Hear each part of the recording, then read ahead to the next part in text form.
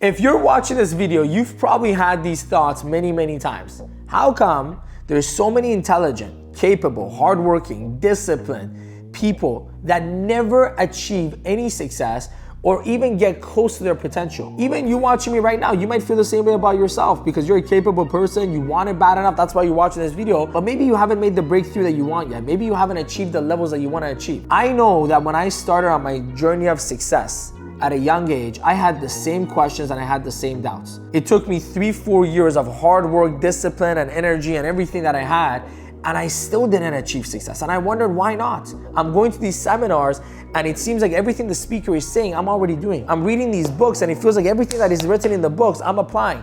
But for some reason, I wasn't making a breakthrough. And it wasn't until I was 27 and I had achieved my first major level of success of earning over 7 figures a year in income in the financial industry that I was able to look back and realize what I had done right and what I had done wrong that finally allowed me to make the breakthrough that I did. And what I realized is that there's 3 major tests that everyone goes through on their journey to success. And if we don't pass those tests in the most efficient and effective way, we will continuously be stuck and going through the same things over and over again and never actually getting to where we want to get to. And one of those tests, maybe even the most major one, is the test of failure. And in today's video, I want to share with you 4 principles that I applied and I teach many of the people that I mentor to apply for them to break through this test once and for all and never allow failure to hold them back from where they're going, and in fact, actually be a propellant to getting them to that next level. Make sure you watch this video till the end because all 4 principles are so intertwined and they're like a recipe. If you miss one or don't fully apply it the way it's supposed to be applied, you're not gonna get the right results. Here's the first concept. Understand what it actually takes to succeed. And nothing illustrates this better than the story of the Chinese bamboo tree. When a farmer plants the seed of a Chinese bamboo tree, the first year of giving it water and nutrients, there is 0 signs of growth. The second year of watering, giving it nutrients, attending to it, caring for it, still no signs of growth. The third year, still no signs of growth, not even a little bit. You're not even seeing a little bit of green come out of the ground. Fourth year, well, we must get some signs in the 4th year. Nope.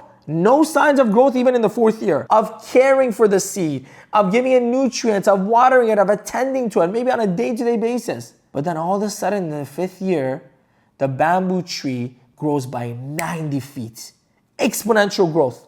4 years of nothing, 5th year goes up 90 feet. Now you hear that story and you think, Nima, I've heard this before, I get it. You gotta be patient. You gotta, be persistent. You shouldn't give up too soon. No. That's not what I'm getting across to you with this story. Yeah, those lessons are all true.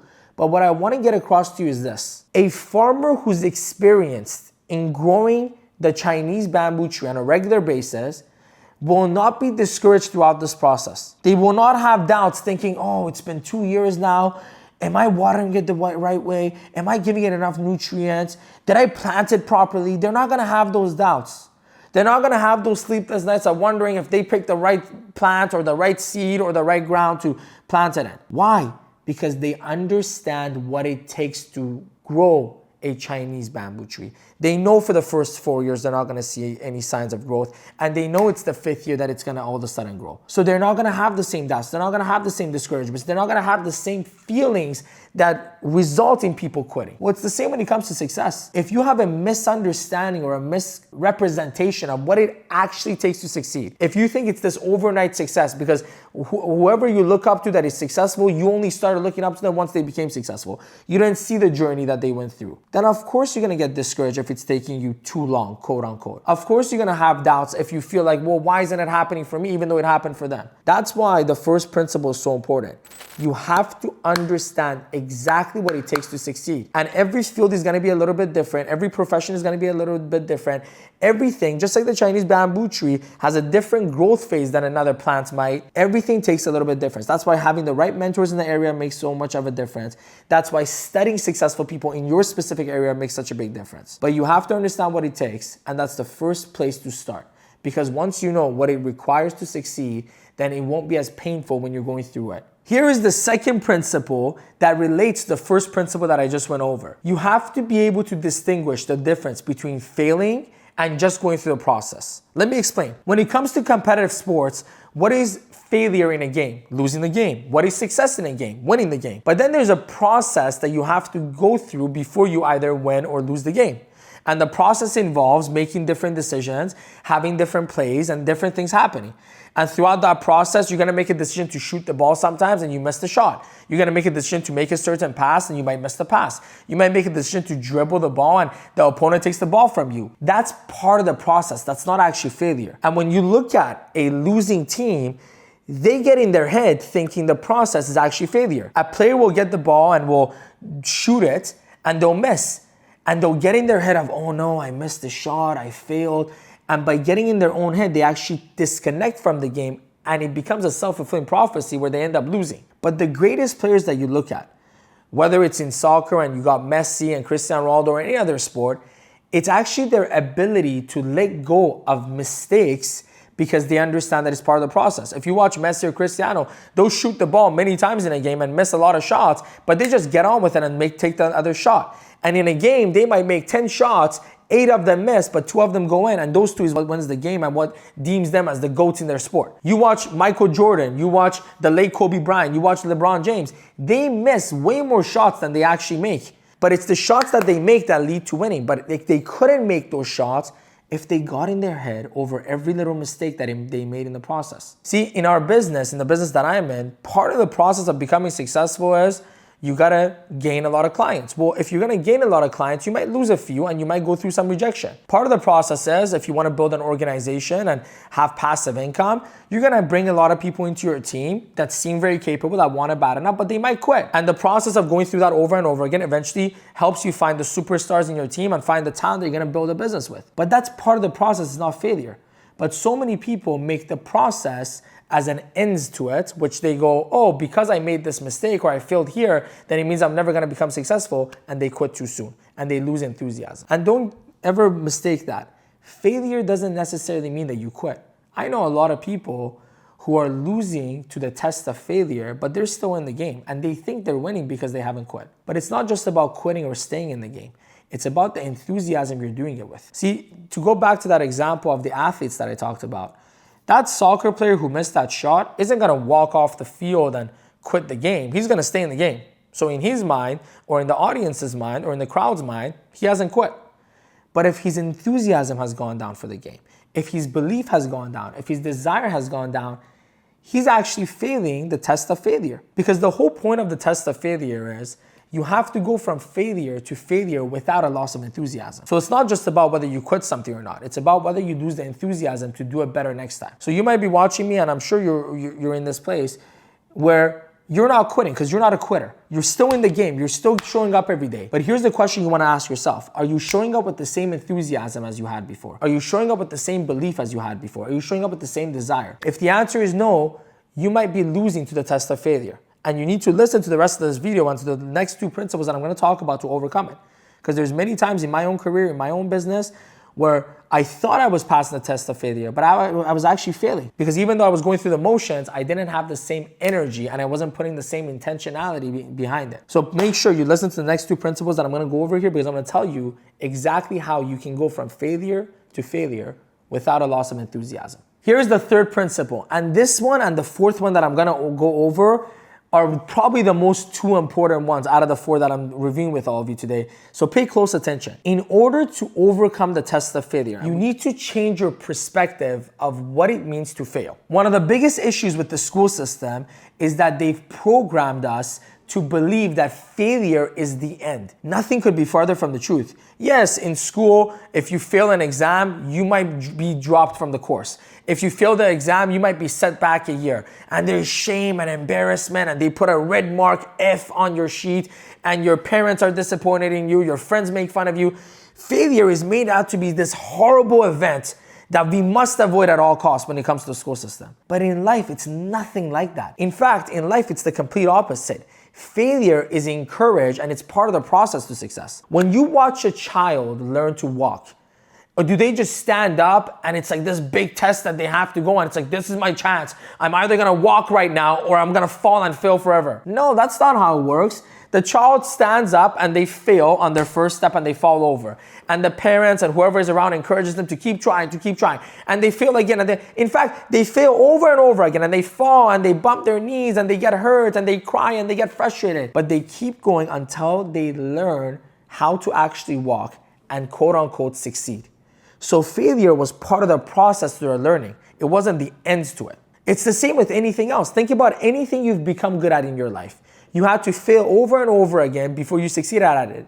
Yes, if you had some information, if you had some coaching, if you had some guidance, you might have been able to shorten the process, but you still had to go through the process of making mistakes. So don't let the school system fool you. Failure is not the end. Failure is part of the game. It's part of the process. You have to fail over and over again at anything before you succeed at it. So here are some affirmations that I adopted to change my programming, to see failure as a good thing, not as a bad thing, so I get propelled by it instead of discouraged by it. Here's the first affirmation. Everything happens for me, not to me.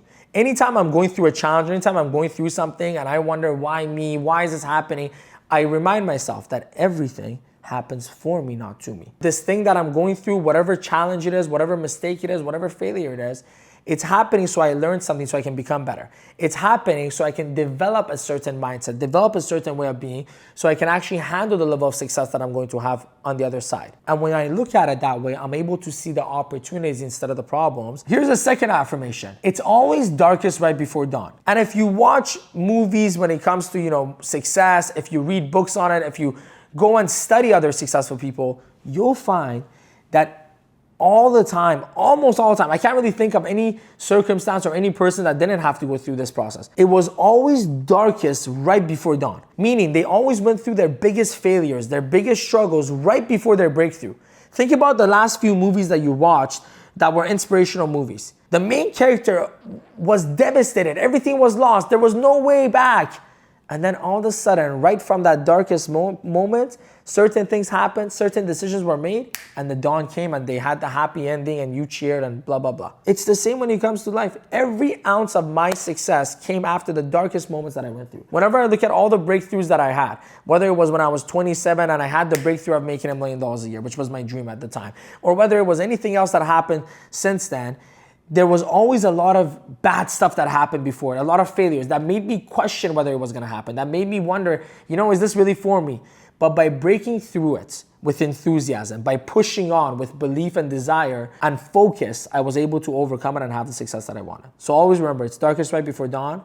And if you're going through some dark times right now, know that the dawn is coming. And here is the third affirmation that has helped me so much in my journey to success. If I keep doing the right things, eventually the right things will happen. So many times we have doubts, is this gonna pay off?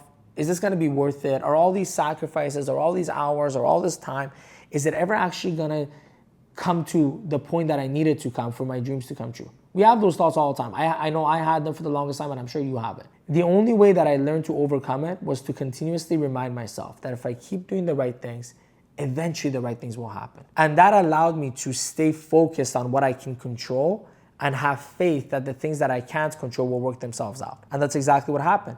And I was more fulfilled, I was much happier, and I was way more focused than my competition, who kept trying to figure out the things that they can't control, who kept trying to go through all these distractions that came with all the things that they really couldn't do anything about. So remember that affirmation. If you're someone who tends to worry a lot, tends to be a little bit paranoid like I was, and has that fear of what if it doesn't work out. And that affirmation will help you overcome it and will allow you to move forward with that enthusiasm that you need to actually make the dreams come true and for that fear to never become a reality. Here is the fourth principle, and honestly the most important one. And for those of you that had the discipline and commitment to watch this video till the end, you're the ones that are gonna win, because you're gonna understand this principle at a deep level, which a lot of people might miss. You need to be a great coach to yourself. A lot of the times we watch these great athletes who become so successful thank their coaches after they win the awards. And sometimes you might sit there and wonder, well, if I don't have a great coach, does that mean I can't succeed? No, that's not what it means. Yes, having a great coach, having a great mentor will make it much easier. Yes, it's gonna make the road a lot more fun because you have someone alongside you. But even if you don't have someone like that, externally, you can be that person for yourself internally. Just think about what a great coach does for a player and duplicate that within yourself. A great coach encourages the player to push on, encourages the players to not give up, encourages the player to take risks. You can do that same thing for yourself. A great coach reminds the player of the perspectives that we talked about in point 3 of everything happens for you, not to you, of darkest right before dawn, of if you do the right things will happen. I know I'm a mentor to many of people that work with me, and that's one of the things that I do all the time. I remind them of those affirmations, even if they already know about it, because everyone needs a reminder. Well, do you give yourself those reminders? Because when I was going through it, I would constantly remind myself it's darkest right before dawn, and it would energize me. I would constantly remind myself that everything happens for me, not to me, and I would see the opportunities. I would constantly remind myself that if I do the right things will happen, and it would refocus me on what I can control. You need to do that for yourself as a great coach. Here's another thing that a great coach does. A great coach reminds you that failure is part of the process, that making mistakes is part of the process. Think of it in this way. Imagine you're a basketball player and you're missing a few shots in a row and you're getting a little discouraged. What does a great coach do for you? They remind you that, hey, it's okay, just keep shooting, change your angles, maybe differentiate here and there, but keep shooting until you hit the shots. Because they know that if you stop shooting, it's guaranteed you're gonna lose the game. But if you keep shooting and maybe making minor adjustments to your shots, then eventually they're gonna go in and you're gonna win. Well, do that for yourself. Next time you're going through it, remind yourself, this is part of the process. It's not me failing, it's just part of the game. And get up and move on and learn the lessons from the mistake. And I'm telling you, that's gonna get you to where you wanna get to way faster. But that's another thing that a great coach does for you that you can do for yourself. And here's the last thing that a great coach does that is so important, that so many people miss. Great coaches set milestone goals for you, not timeline goals for you. Wait, Nima, what the heck did you just say? Let me explain. A great coach will tell you, hey, you need to hit this milestone before you make a decision of adjusting something. But a bad coach will say, well, just give it 3 months and see how it goes. I remember when I first got into business, I was wondering, is the financial industry for me? Do I really want to succeed in this area? Should I be doing something else? Am I made for this? I had all these questions. And I had this thought of, maybe I should give it 3 months. Then I stopped myself and I said, wait a minute.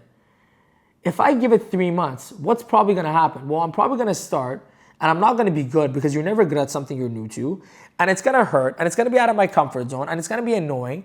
And after a few tries of doing the thing, I'm going to sit back and wait till the 3 months are over and just quit. So just giving myself a timeline of 3 months isn't good enough. I needed to give myself a milestone of success. So back then for me was achieving a certain promotion in the industry that I was new to. So I thought when I hit this promotion, then I would have seen all the successes and failures. Then I would have seen the good and the bad. And then I'll make a decision if this industry is for me or not. I'll make a decision if my skill set and characteristics are made for this or not.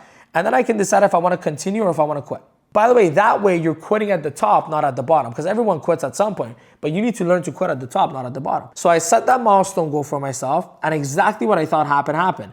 I failed and I wasn't good at it and I felt like quitting all the time and I was making mistakes and it was all out of my comfort zone and I was like, oh, is this ever gonna happen to me? But I kept going because I had to hit my milestone before I could even think about quitting.